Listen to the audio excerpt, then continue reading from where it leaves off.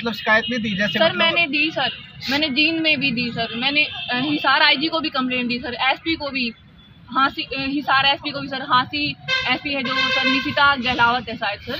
क्या शिकायत दी आपने? जी सर, कि मेरे हस्बैंड ने ऐसे ऐसी शादी कर ली है दूसरी और हमारा डाइवोर्स नहीं, और जो कि मैं डाइवोर्स नहीं देना चाहती, मैं घर बसाना चाहती हूँ, और मेरे होते मेरे हस्बैंड ने दूसरी शादी कर ली है, तो मैंने एप्लीकेशन लगाई थी सर।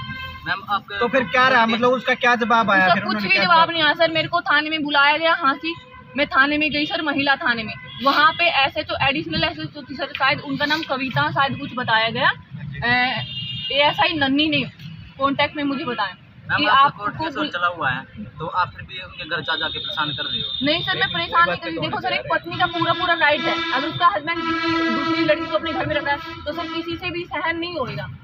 अगर मेरे से ही लगा लो, अगर मैं किसी लड़के को रखूंगी अपने साथ में, अगर मेरा हस्बैंड सही होगा, मुझसे ही प्यार करता होगा, क्या मेरा हस्बैंड मेरे को मतलब बर्दाश्त करेगा ऐसे किसी लड़के के साथ में? बिल्कुल भी बर्दाश्त नहीं करेगा। लेकिन अब तो केस का उसमें गया हुआ, कानून प्रक्रिया से चलेगा ना। आप सर चलेगा, वो कह रहे हैं मेरे घर पे आके मेरे को परेशान किया जा रहा है। सर बिल्कुल भी परेशान नहीं किया, मैं बिल्कुल शांत। आपके पति ने बोला है कि ऑन ड्यूटी आप उसको परेशान कर? नहीं मैम, ऑन ड्यूटी की बात सुनो, जब हमारी शादी हुई ना, शादी होते हुई, जैसे आज मेरी शादी हुई 3 बजे से हमारी शादी हो गई, उसने मुझे हिसार में राजी पीजी में उसने मुझे छोड़ दिया मेरे हस्बैंड की, और मेरे को 75 रुपये देके बोला कि मैं 1-2 दिन में ड्यूटी से आ जाऊंगा, लेकिन मैम वो नहीं आया, वो 10 से 15 दिन बाद आया। और फिर जैसे मतलब मालकिन बोलने लगी, पीजी मालकिन को, भाई रेंट दो तुम, उसने मेरे हस्बैंड ने रेंट दिया मैम, तो बोलने लगी कि भाई तुम शादी तुम्हारी हो गई, तो ऐसे अच्छा नहीं लगता, क्योंकि हमारे पीजी के जब थोड़े से 10-15 कदम पे ही पार्क था मैम, मेरा हस्बैंड मुझसे वहाँ मिलता था एक मतलब दोस्त की तरह, हालांकि मैं उसकी पत्नी थी, ये तो गलत बात है ना, वो अपने घर मुझे लेके जाता। तो मैम मालकिन ने उसको समझाया, भाई तुम्हारी शादी हुई, तुम अपना पर्सनल रूम लेके रहो, एक पति पत्नी की तरह रहो, ऐसे दोस्तों की तरह नहीं, ऐसे चोरों की तरह नहीं। तो घर कब लेके गए आप? जी मैम, हमने पहले वहाँ पे आजाद नगर में रूम लिया मैम किराए का, गली नंबर 3 में। वहाँ पे भी मैम मेरे हस्बैंड ने 13 दिसंबर 2020 को मेरे को जान से मारने की कोशिश की, और वो क्यों की? क्योंकि मेरा हस्बैंड अडल्ट्री में था, वो अपने फ़ोन में, मैं सोई हुई मैम रात में 1 बजे, मेरे हस्बैंड का मतलब क्या बनता है कि वो फ़ोन पे किसी से बात कर रहा है, वीडियो कॉल पे बात कर रहा है, अडल्ट वीडियो देख रहा है, अडल्ट कुछ फोटो देख रहा है, और दूसरी लड़कियों के फोटो रखने का मतलब क्या मैम? और मैंने ये कहा मेरे हस्बैंड से कि ये जितनी लड़कियों के फोटो आपके फ़ोन में है, इनके घर वाले से मेरी बात कराओ कि ये लड़की आपकी लगती क्या? कह रहा मेरी बहन लगती है, मेरी बुआ की लड़की है, मेरी उसकी लड़की। तो मैडम अगर बुआ की लड़की है तो मैंने तो कभी नहीं देखी, उसकी तो सिर्फ 2 ही बहनें हैं मैम।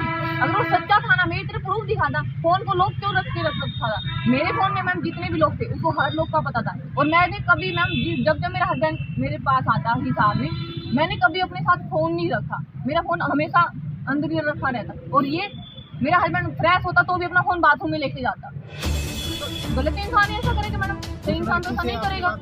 जी सर, लड़की अभी राकेश यात्रा जी सर, उस लड़की से क्या बात हुई आपकी? सर उस लड़की से मेरी मतलब मैंने तो बात नहीं की थी, मैंने किसी मतलब उसने मेरे को ब्लॉक कर दिया था सर इंस्टा पे, तो मैंने किसी मेरी दोस्त थी सर रिया नाम से, तो उन्होंने मतलब अपनी आईडी से बात की उनसे कि मैं अनु बात कर रही हूँ, और उन्होंने मतलब मेरे को मेरी फोटो भेजी कि ये देखो इस लड़की की शादी हो चुकी है। वो सर मैंने इसलिए भिजवा दी ताकि जैसे मेरे पति ने मेरे को धोखे में रखा, मेरे से धोखा मेरे को चीट किया, कहीं इस लड़की को कुछ नहीं पता हो और ये लड़की भी इसके मतलब प्यार में फंस गई हो, ये झूठ बोल के इसको फंसा रहा हो। तो सर इसलिए मैंने मेरे शादी के फोटो भिजवाए सर इंस्टाग्राम पे। उसने उस फोटो पे कमेंट किया, सर मैं दिखा सकती हूँ, वो झूठ बोल रही लड़की कि मैंने इसको किन्नर नहीं बोला, उस लड़की ने मुझे किन्नर तक बोला सर, मैं प्रूफ भी दिखा सकती हूँ।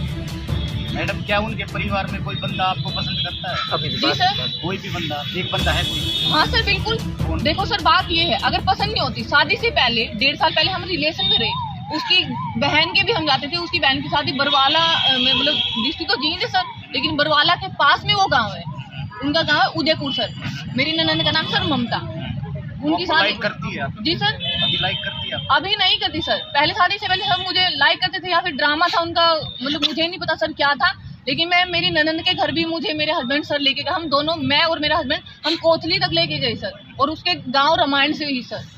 अगर पसंद नहीं करते तो उस टाइम बोल सकते थे सर कि हम तुम तो बालों वाली नहीं, अगर उनको बालों वाली जूड़े वाली लड़की पसंद थी सर तो पहले भी मैं तो कोई करती। अगर मैं पहले मेरे लंबे बाल हो और मैंने शादी के बाद कटवाए तो मैं गलत हूँ सर, मैं कहीं भी गलत नहीं हूँ। आज कोई बंदा आपको लाइक करता है उनके नहीं सर, आज तो मेरा हस्बैंड ही लाइक नहीं करता सर, वो क्यों करेंगे मुझे लाइक? सास ससुर आपके मतलब कुछ भी नहीं बोला, कोई कहाँ जा रही है, घर छोड़ के मत जा, या मैम उन्होंने तो मुझे निकाला, मैं डाइवोर्स लगने के बाद भी मैम 2-3 बार गई हूँ, तो उन्होंने मुझे घर से निकाला, मैंने पुलिस बुलाई मैम। तो देखो अगर मुझे परेशान करेंगे, मुझे मारपीट करेंगे, मुझे घर से बाहर निकालेंगे, तो मैं पुलिस को तो बुलाऊंगी मैम। तो मैंने पुलिस को बुलाया, पुलिस वाला ने बोल दिया कि अब इसकी शादी हो चुकी है, तुम्हारे घर की बहू है, तुम्हारे घर की बाल्टी भी है ना, तो आधा हिस्सा इसका है। और मैम मैंने कभी भी लेन देन के चक्कर में मैंने कभी भी ये कहा नहीं कि मुझे घर चाहिए है, ये चाहिए वो चाहिए, मैंने कभी भी ये नहीं बोला। तो क्या रीजन रहे कि आपके पति ने आपको छोड़ दिया? आपने कभी पूछा राकेश से, आपके पति से कि आप मुझे छोड़ क्यों रहे हो? हाँ सर, मैंने रीजन पूछा, कह रहा मैं नहीं पढ़ा सकता।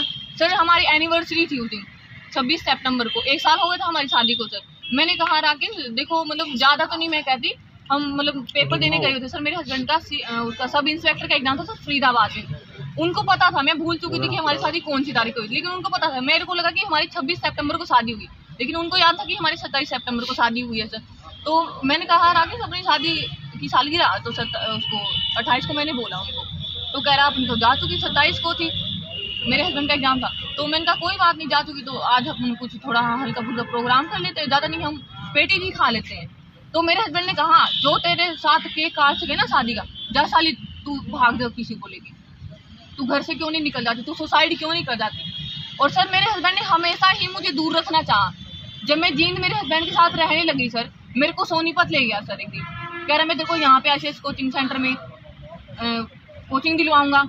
एक बार मुझे पंचकुला ले गया सर, एक बार मुझे चंडीगढ़ ले गया सर, कह रहा तू यहाँ पे, बट क्यों सर पास क्यों नहीं रखना चाहता था, उसके मन में कुछ था तभी तो वो मुझे साथ नहीं रखना चाह रहा था ना सर। ये बताओ, शादी आपकी हुई, शादी के तुरंत बाद आपको पीजी में रखा, जी तो सर। उससे पहले भी आपको लगता नहीं था कि शादी करने से पहले आप भी गलत कर रहे हो, शादी के करते ही पीजी में रखा, उससे पहले कैसा व्यवहार था और शादी के बाद कैसा? सर शादी से पहले भी ठीक ठाक ही था उनका व्यवहार, लेकिन फिर सर आपने शादी की?